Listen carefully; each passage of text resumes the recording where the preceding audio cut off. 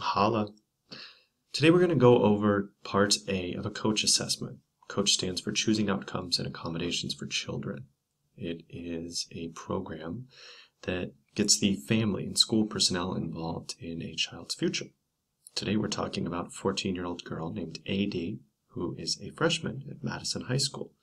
We're going to go over Part A of the COACH assessment. Part A is going to cover a family interview. There's going to be learning outcomes and some general supports that we want for this student. Welcome. There are going to be 6 people involved in this assessment. We have the parents Leslie and Ed, facilitator Adam, that's me, special educator David, and general educators Russell and Taylor. Now the first step in this process is to interview the family. We spent about 60 to 90 minutes to complete the interview. The goal is to select about 5 to 7 learning outcomes that we think are most important for AD to work on in the following year.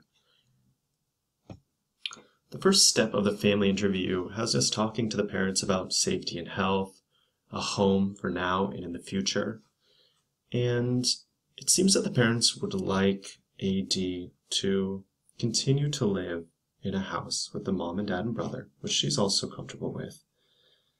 And in the future, their biggest goal is for her to just not live in an unsafe neighborhood. They're very concerned about her well-being. We also talked to the parents about meaningful relationships and who AD spends most of her time with. We found that it's really family and friends for the most part, and the family is very significant. They're very close.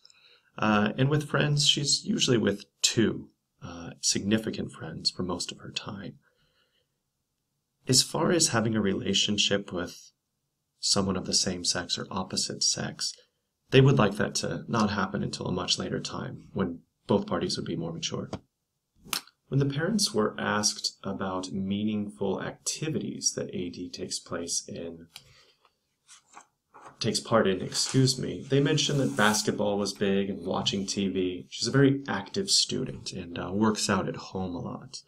And it seems that everybody in the family is really interested in seeing her go to the University of Oregon, where they would like her to play basketball. At the end of this first step, we had the family rank these 5 different sections based on whether it's a big concern or not a concern at all.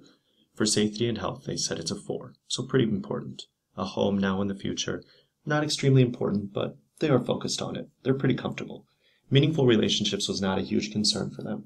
Control over personal choices was quite big, and meaningful activities in various and valued places also scored quite high. In the next step, we asked Leslie and Ed to select curriculum areas that we wanted to explore during this family interview. Most important were socialization, applied academics, school, community, and vocational. We're skipping communication, personal management, recreation, and access academics this year, as they aren't a huge concern at this point for AD.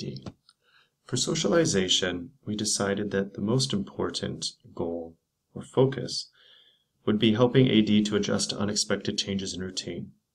Next would be teaching her to advocate for herself. Third was initiating social interactions, making new friends, interacting with classmates. And last, maintaining pro-social behaviors when alone and with others. We found that AD is very social with certain students, but has a hard time with authority figures and making new friends.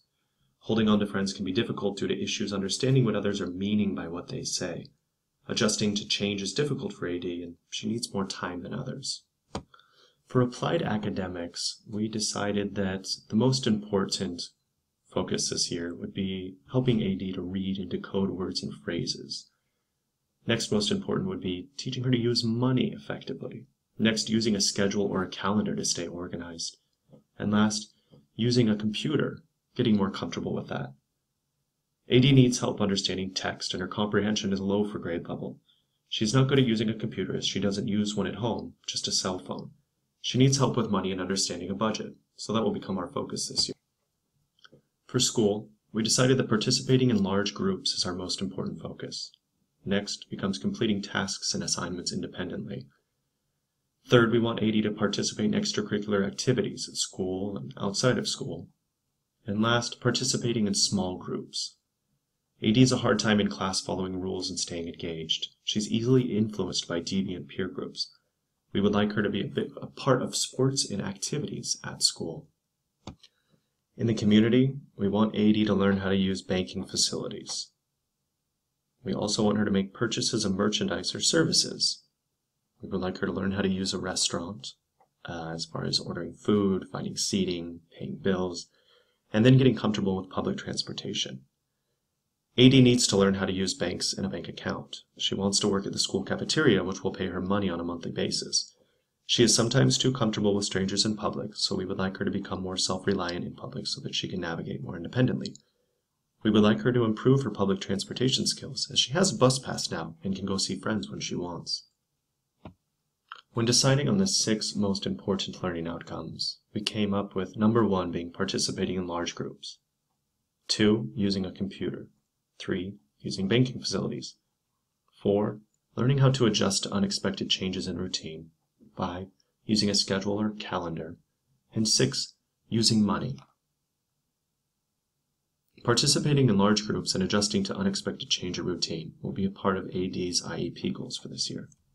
When deciding how best to support AD in a general education classroom, we figured that for language arts, AD will need supports and modified comprehension questions. For algebra, the school does not have a math level below algebra, and AD is not at that level, so she'll need a modified curriculum. For biology, she'll need modified comprehension questions, but the reading material is fine. For physical education, AD is very athletic, so no modifications are needed. For nutrition and sex ed, we'll need modified comprehension questions and tests. For clay and knitting, no modifications are needed. AD is such a great student and so motivated to do a really good job and please everyone around her. We're very excited to have her in the classroom this year. Thank you for listening.